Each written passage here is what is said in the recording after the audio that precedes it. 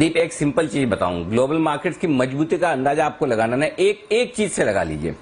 फर्ज करें कि हमारे यहाँ हमारे वित्त मंत्री निर्मला सीतारमण जी आकर कहें कि भाई देखो हमारी इकोनॉमी जरूरत से ज्यादा भाग रही है, जो रिजल्ट आ रहे हैं कंपनी के ये थोड़ी मतलब ओवर हीटिंग वाले संकेत है, और अब हमारे भी यहाँ भी जो ब्याज दरें एकदम लाइफ टाइम लो के आसपास चल रही है, हमें बढ़ानी पड़ेगी। सोचो हमारे बाजार कितना गिरेंगे, और गिरेंगे तो गिरेंगे। और बाद में वित्त मंत्री ये भी कहे देखिए एक मेरे कहने का मतलब ये नहीं था, क्या उसके बाद भी हमारे बाजार बढ़ सकते हैं? आपका जवाब होगा ना, संभव ही नहीं है। एक बार उन्होंने जो बोला वो दिल से बोला, दूसरी बात जब करेक्ट करते तो दिमाग से करते, अरे मुझे बोलना नहीं चाहता बोल दिया। अब ऐसी अमेरिका की वित्त मंत्री है, निर्मला जी की जगह वहां है जेनेट येलन, ठीक है, उन्होंने यही बोला 2 दिन पहले और उसके बाद उन्होंने करेक्ट किया। और अमेरिकी बाजार ने जो उन्होंने बोला उस पर भरोसा नहीं किया, जो दिल से बोला था, जो दिमाग से बोला उस पर भरोसा किया।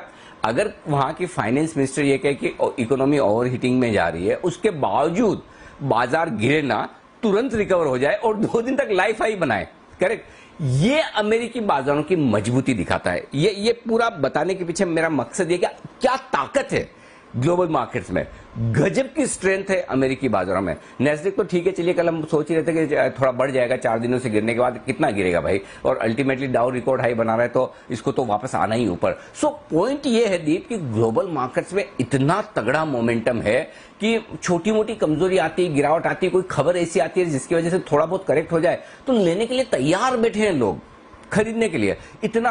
अच्छा पैसा है, अभी भी लिक्विडिटी तो भरपूर है, ब्याज दरें अभी भी नीचे है। अब आप देखिए, जो एकमात्र चिंता इस साल अभी तक शुरुआत के 3-4 महीनों में जो अमेरिकी बाजारों को लेकर रही वो बॉन्ड यील्ड बढ़ने की है ना, कि वो 1.40 1.45 से बढ़कर 1.65 1.70 तक पहुंचे, 1.75 तक पहुंचे, वापस अभी 1.60 के आसपास।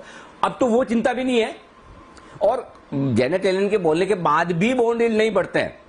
तो इसका मतलब यह है कि वो कुछ और सोच रही है, बाजार कुछ और सोच रहा है, और हमें क्या सोचना है, हमें क्या देखना है, हमें तो वो करना है जो बाजार का है।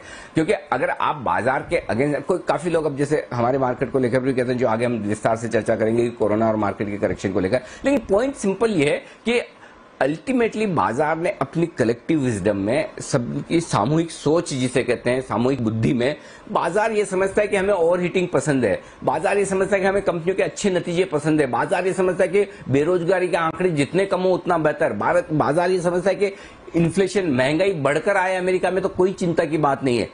तो फिर आप और हम कौन है जो ये डिसाइड करें कि नहीं नहीं नहीं नहीं नहीं बढ़ना चाहिए? सो पॉइंट एकदम सिंपल है, ग्लोबल मार्केट्स बेहद स्ट्रांग फुटिंग पर है, और वहां से जो सपोर्ट आता दिखा है वो काबिले तारीफ है।